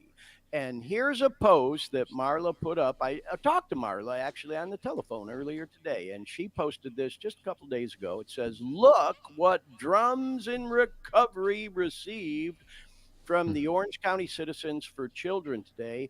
And there it is, a certificate of appreciation for her nonprofit organization. And in case you don't know about Drums in Recovery, I highly encourage you to go online, Google them, check them out. And it's all about helping people, y'all. And we talk on this show all the time about the benefits of music therapy, if you will. Not just for people kicking dope, because it was instrumental in helping me to get through the withdrawals and then live and stay clean. I'm such a music guy. Of course, this show is all about music today with that boy Soldani and all the rest that we talked about today. Well, Marla has this nonprofit where they go out and they do like drum circles and things to that nature. She was telling me today they actually just got approved to go into the Veterans Hospital in the Central Florida area, Dean, and conduct this Drums in Recovery circle music thing they do with the veterans, because it is so healing. And it's no joke, y'all, this whole music therapy thing. And Marla actually agreed when I talked to her today to be a guest on the podcast, and we're going to have her on between now and the holiday season. And here's a picture of Marla. Isn't she beautiful? There she is, old friend of mine, y'all, from back in the day. She, and I know she don't mind me saying this. She's a program girl, and she lives her life 100% drug free and clean. And I just wanted to send a shout out and congratulations to Marla for recognition of her nonprofit, Drums in Recovery. I was telling her on the phone today, I remember when she started that nonprofit. I think she said it was going back, it's been like over 10 years or whatever it's been. And she was kind of nervous about, going full speed at it. And now, look at this, she's getting awards for it. So, anyway, want to send another shout out to another friend of mine in the Central Florida area. For those of y'all who may not know, who are watching or listening to the podcast, although I live in California now, here in the Sacramento area, I've been living out here for over a year. I lived in the Central Florida and Orlando area for 30 years. I grew up in the Midwest in Detroit. And then when I was just almost 30, I moved to Central Florida, lived there for 30 years. And so here's another friend of mine from Central Florida who posted this. She celebrated, Michelle Rock Solid is the name that she goes by, celebrated 24 years clean this past week on November the 8th. So congratulations to Michelle. God, I was so proud to call you friend, man. And then I wanted to show this too, because she's a big proponent and cheerleader for this meeting, which for those of y'all in the Central Florida area, you'll know the city of Sanford, which is like a little bit north of Orlando. And there is an NA meeting there called Just for Today. And just yesterday, they had this big celebration to celebrate the 38th year anniversary of this particular NA meeting. And part of the reason I wanted to show this is because this meeting right here is very special to me.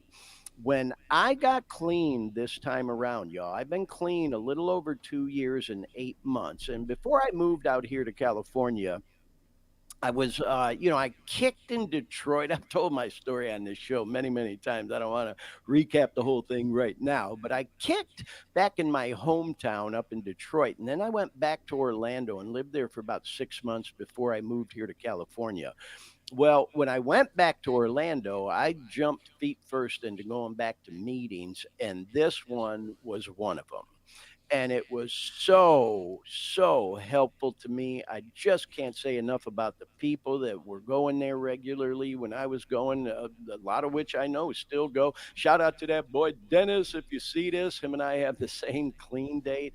And of course, shout out to my friend Michelle, who's the biggest cheerleader for this meeting.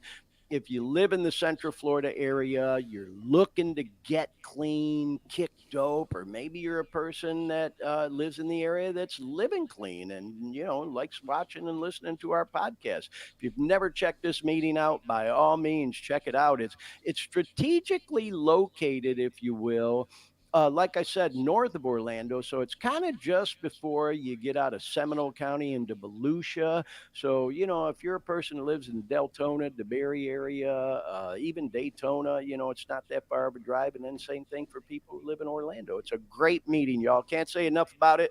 And congratulations to the Just for Today group on their 38th year anniversary. So now I want to talk about this, and we're coming close to the end of the show, y'all. We're going to wrap it up here in a little bit. With the holiday coming up, Thanksgiving on Thursday, this can be a hard time of the year for a lot of people, especially if they're new in living clean and sober, new in recovery. The holidays conjure up all these old memories sometimes, and they're not always happy memories, or people can start to feel lonely if they're disconnected from family, relationships are strained, whatever the fuck. Well, there are always things going on in around the 12-step programs, whether it's AA, NA, fucking A, as I like to joke around and say. But, this is in fact my home group in Orlando, in the Central Florida area. There's a group called Still Working on It. And every year they hold what they call these marathon meetings, or as they call them out here in Cali when it's an NA meeting, a marathon or marathon meeting.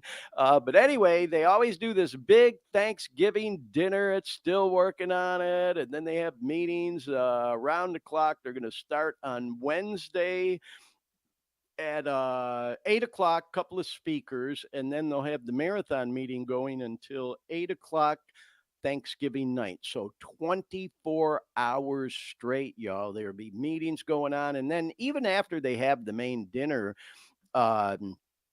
there's food there throughout the 24-hour. People always bringing food by. So anyway, there's the details on that one. You can also look that up online if you're in the Central Florida area. Just go on fucking Google and search NA meeting. You'll find still working on it. Okay, also got to send a shout out to my home group in Detroit City. As I always say, man, I love my other home groups. This is the best home group in the world at the Eastside Alano Club. They host different 12-step meetings, both AA, NA, fucking A. And I just pulled some pictures from the website. You can see it's a pretty big building, man. And here's inside in the, kind of the lobby or cafe area, whatever the hell you want to call it. You see they got a counter there. They serve food, coffee, soda, snacks, whatever. There's tables around there where people sit around and socialize. You can't see it in this photo, but they have a big screen television. They have video games. They have pool tables. I mean, it is just a great place to hang out. And, I was going to mention, man, it's kind of weird how in different parts of the country, people pronounce things different ways. On the East Coast, there's Alano clubs all over, and that's what they call them, Alano clubs. Out here in Cali, people call them the Alano Club for some reason. Hey, tomato, potato, potato, whatever the fuck.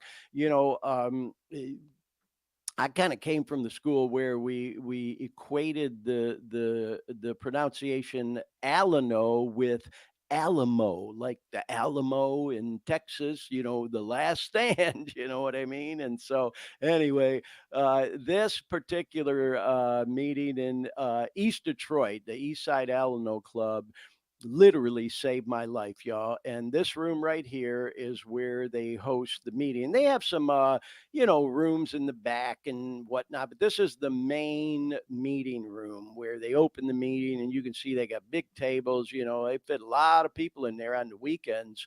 There's a big meeting on the weekend. Sometimes you'll have upwards of 100 people, and they absolutely will have something going on around the clock over the Thanksgiving holiday. So again, if you live in that Metro Detroit area, it definitely is a cool place to check out. And of course, wanted to plug what's going on right here in my own backyard too, y'all. In Sacramento, they have an Alano Club. The North Sac Group is presenting a holiday marathon, and that's starting Wednesday at 6 o'clock, and it'll go all the way till midnight on Thanksgiving Day. And as you can see, it says around the clock meetings, food and fellowship. Once again, y'all, this flyer will be on line if you just Google NA meetings, Sacramento area.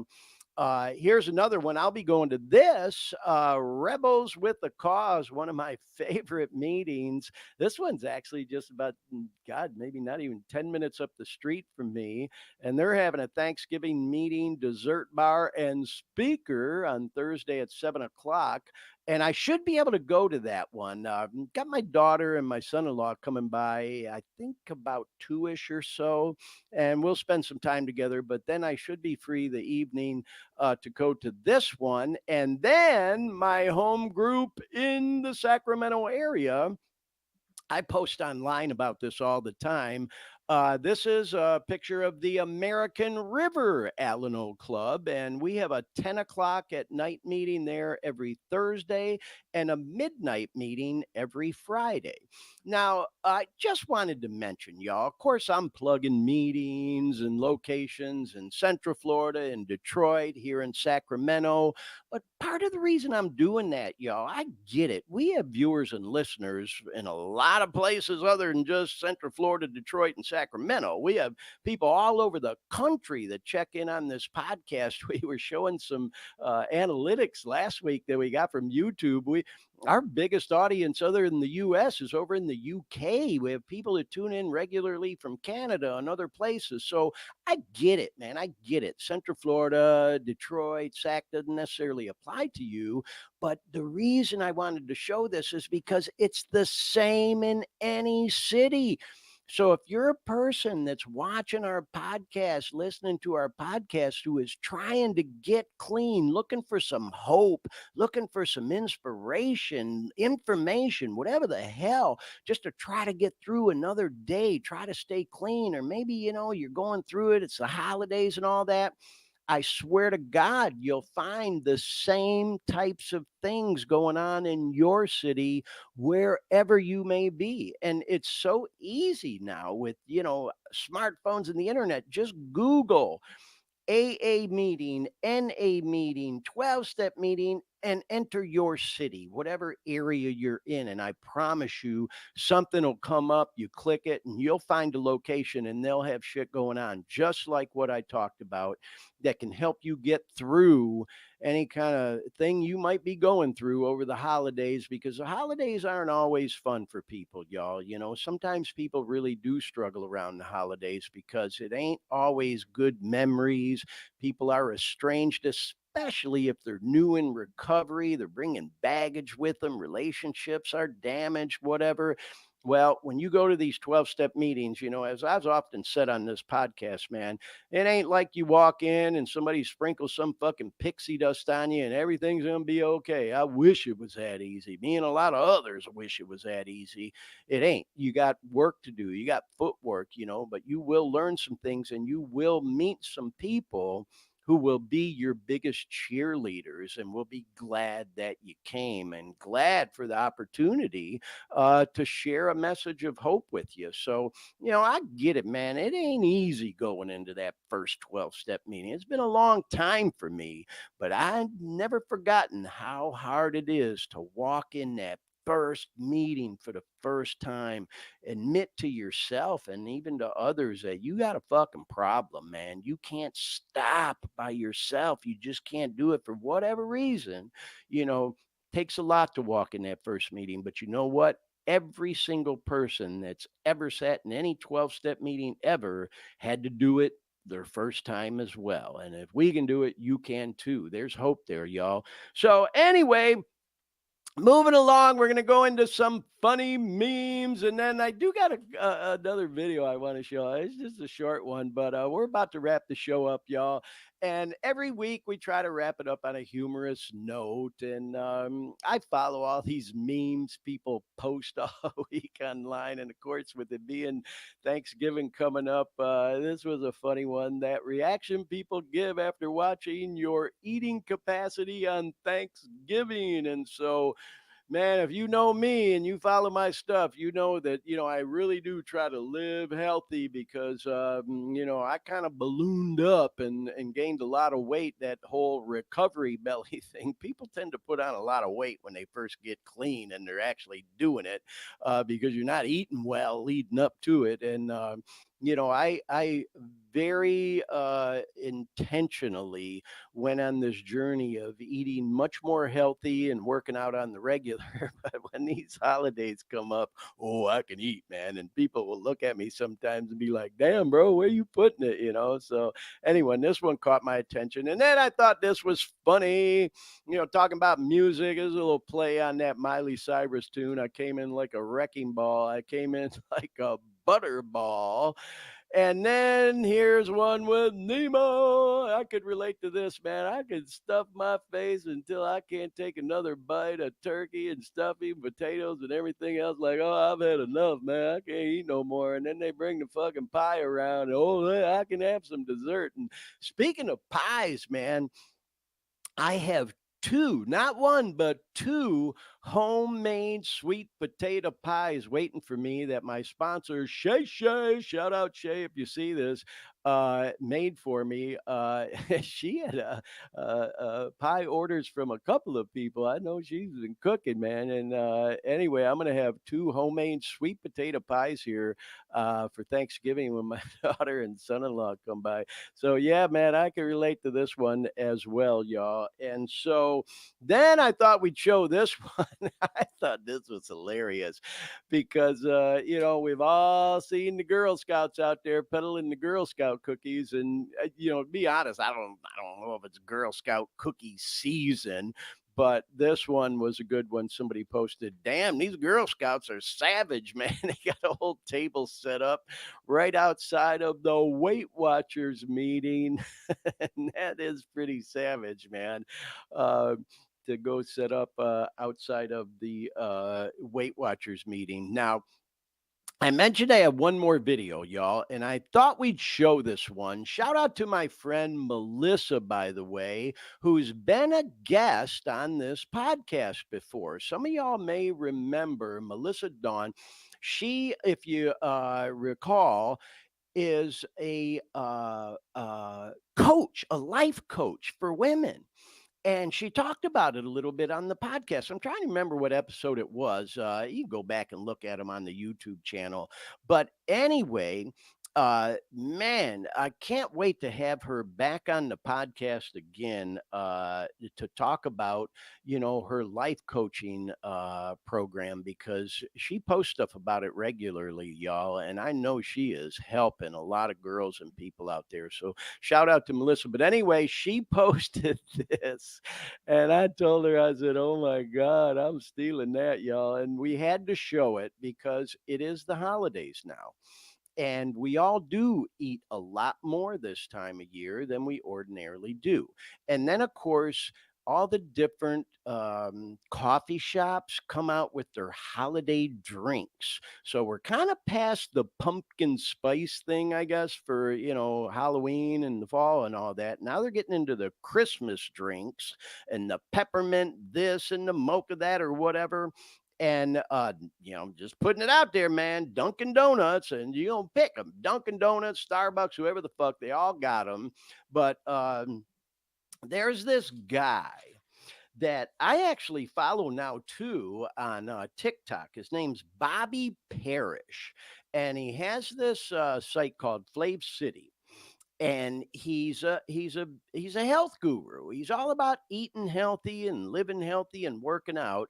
And he posted this video about this peppermint mocha drink that Dunkin' Donuts has now for the holidays. So let me stop talking about it for the moment, and let's go ahead and show the video, and then we'll talk about it briefly afterwards, and then we'll wrap the show up. But check this out, y'all. This is the new peppermint mocha swirl here at Dunkin' Donuts. It has a record-breaking 186 grams of added sugar, but grams are kind of hard to visualize sometimes. So visualize this, my friends. It's the same amount of sugar as not that many munchkins, that many. 93 munchkins that are powdered sugar. Need another frame of reference? It has that much sugar. That is 46.5 teaspoons of white cane sugar in a freaking coffee. Now, read the comments sometimes. Some people say, Bobby, are they trying to kill us? No, if they kill us, we can't be consumers of their products. They're trying to make us hooked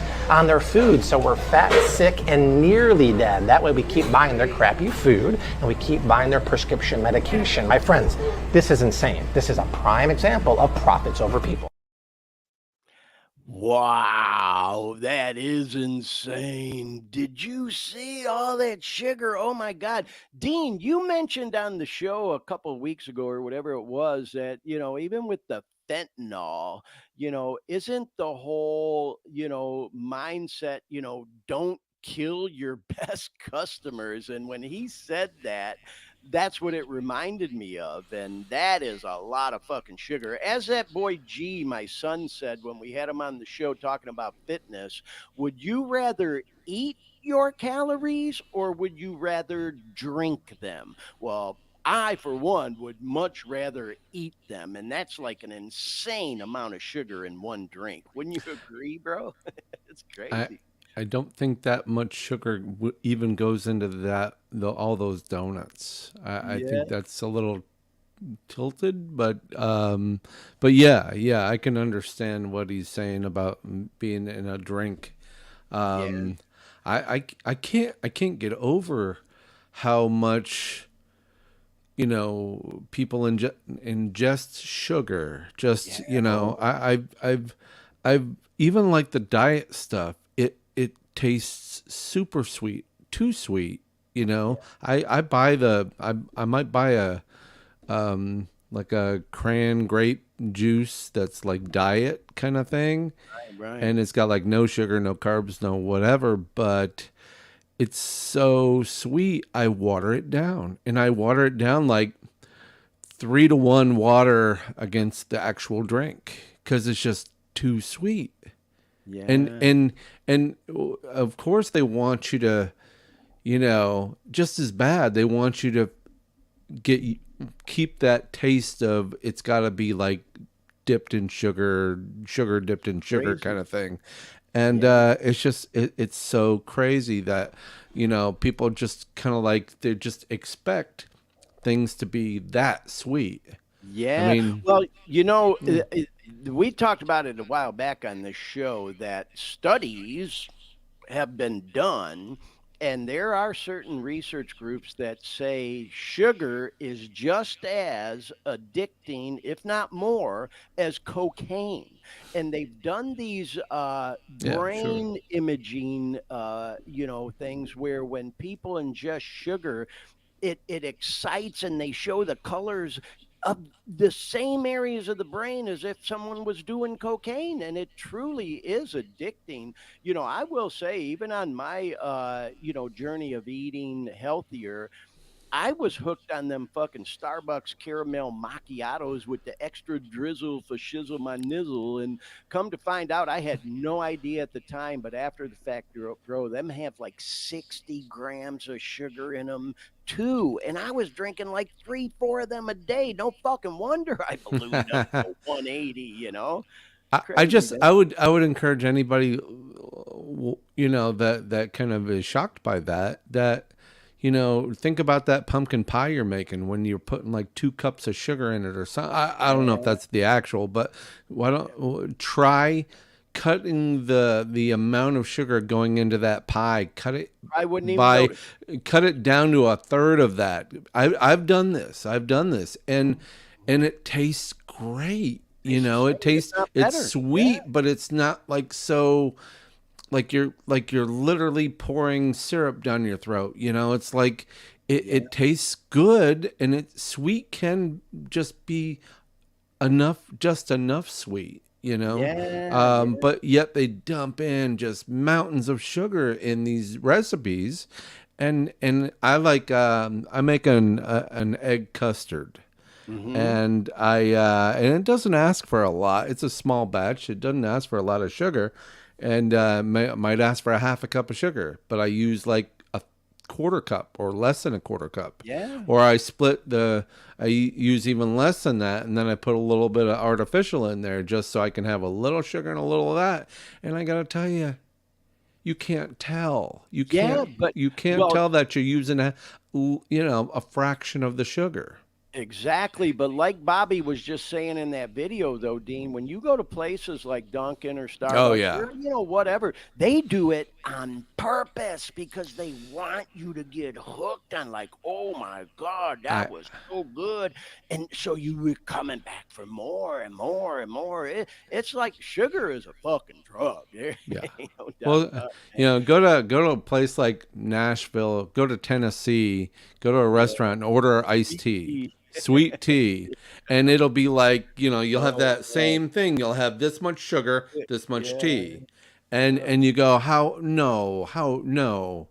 People are so used to the taste of sugar to the nth degree that they just don't know any different. And of course the people making recipes, sure, I'm not sure it's as evil as that, but I just think that people are just so used to, you know, Coca-Cola being so sweet and this being so sweet and that being so sweet, and it's just like, why don't you try and cut like 75% of the sugar out of the recipe, try it again and see what it tastes like, and Well, you'd be you know what? surprised. You'd be surprised. Yeah, well, going back, you mentioned soda. It's like going back to what, G taught me. My son G, who's the fitness enthusiast. We've had him on the show a couple of times, and he did say that to me. It's something he learned. And he said, Dad, do you want to eat your calories or drink them? And so he got me off the regular soda. I've never been a huge soda drinker anyways. I know some people, man, they got the fucking big gulp all Yeah. day, every day, or they go through, 12 pack of soda a day. But, the average 12-ounce can of soda, pick it, Coke, Pepsi, whatever the fuck, has like 7 teaspoons of sugar in it. That would be like drinking 1 can of Coke and taking 7 teaspoons of sugar in a row. That's like crazy.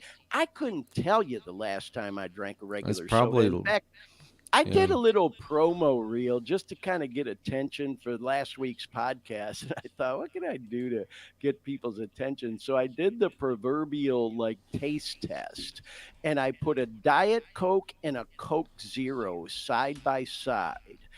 And that was kind of, the thumbnail for the reel. People saw it. And so, I got, God, fucking hundreds of views on that thing. And so, I said, hey, y'all, I'm going to do the Diet Pepsi, Coke Zero, or Diet Coke, Coke Zero challenge. And then, of course, plug the podcast. But I did do the taste test.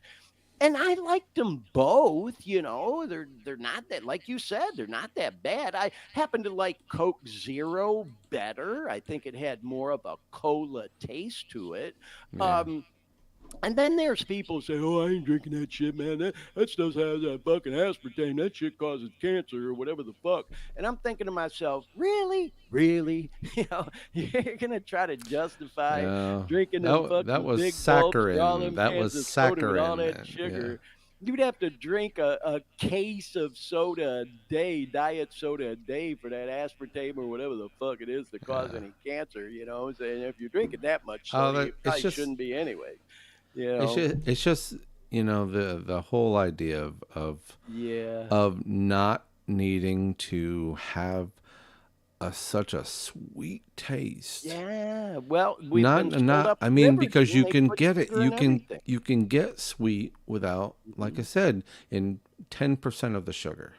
Yeah, So yeah. it doesn't have to be a whole sugar versus artificial sweetener thing. I've used stevia. I like stevia. That stuff, yeah.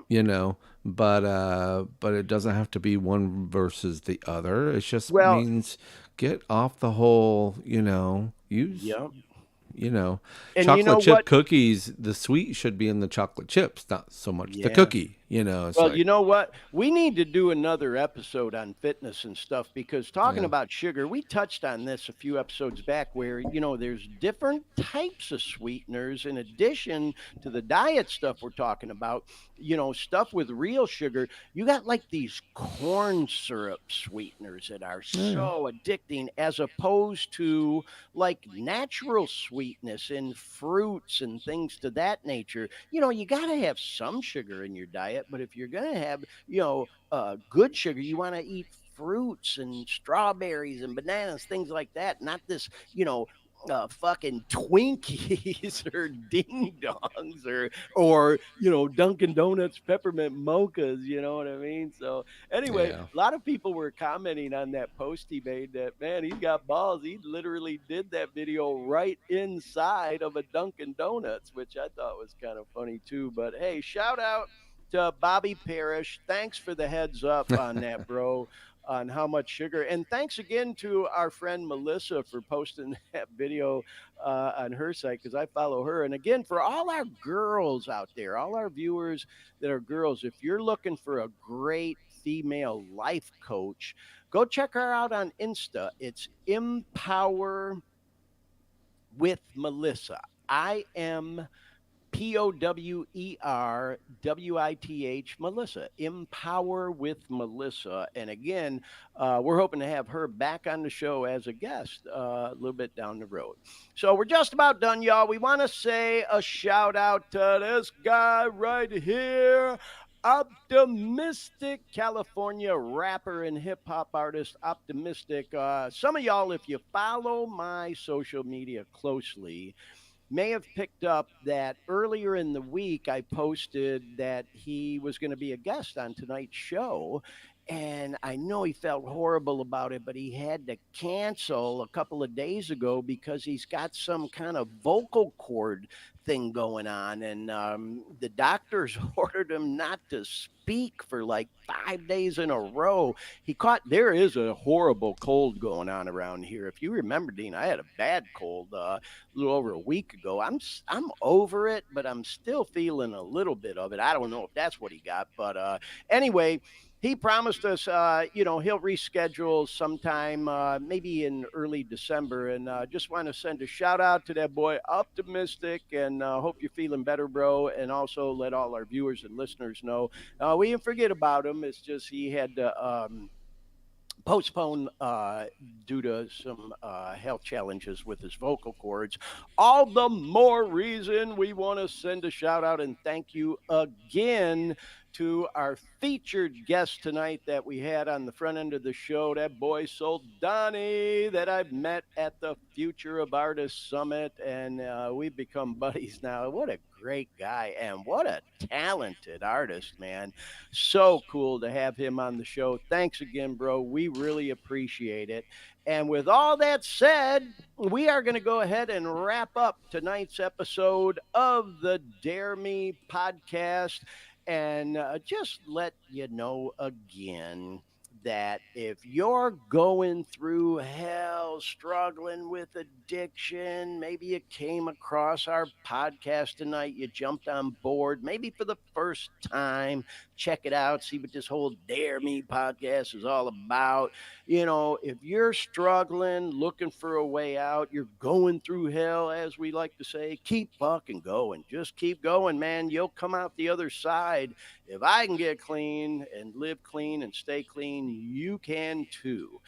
And so one other thing I wanted to mention real quick, since we are talking about the holidays and all, y'all, we will be on next Sunday. Dean and I talked about our holiday schedule. So even though next weekend will, in fact, be a holiday weekend, Thanksgiving, of course, is Thursday and all that, we'll kind of do a Friendsgiving edition of the Dare Me podcast next Sunday. So we will be on live. And then looking ahead into December, Christmas Eve is on a Sunday night. New Year's Eve is on a Sunday night. And we thought about taking them nights off, but you know what? As I mentioned earlier on the show, y'all, the holidays are a time when a lot of people with substance abuse disorder, addiction, alcoholism, whatever the fuck you want to call it, struggle. They go through challenges. They may feel lonely, maybe they're estranged from family, feel like they're missing out, everybody party time and all that other stuff. Well, guess what, y'all? We're gonna go live on Christmas Eve and New Year's Eve, and you think we go along with some of these shows now, we're gonna do like some marathon versions, and we're going to open up the phone lines, allow you to call in. We'll put a link in the chat room. We can bring you on camera. So, yeah, man, we hope to hear from anybody, any of our friends, any of our followers, whether you're in the program or not, you're living clean and sober, not just friends of Dean, friends of mine, family, anybody. We'd love to hear from you when we do those shows. So again, those are going to be fun, and we're going to talk about everything under the fucking sun on Christmas Eve, New Year's Eve. We'll talk about music, things in the news, and all kinds of other fun stuff, living healthy, and all that other stuff. So anyhow, with all that said, Dean, I just want to ask before we wrap it up, is there anything you'd like to add? Want to thank you again, by the way, for all your hard work on the show tonight, Rockstar, as usual. You got plans for Thanksgiving, by the way? I know I asked you on the front end of the show. What are you doing for Thanksgiving, man? Yeah. I'm gonna go hang out with with the fam, and on. probably eat too much. So Yeah. Yep. Yeah. Well, like we just talked about, man, eat your calories. Don't drink them with those Right. crazy sugary drinks we were just talking about. So, anyway, well, hey, Dean, have a great holiday, bro. Look forward to talking to you again on the Thanksgiving. podcast next Sunday. And for all the rest of y'all, have a great holiday as well. And we'll talk to you next Sunday. Have a great holiday, y'all. We'll see you next time on the Dare Me podcast.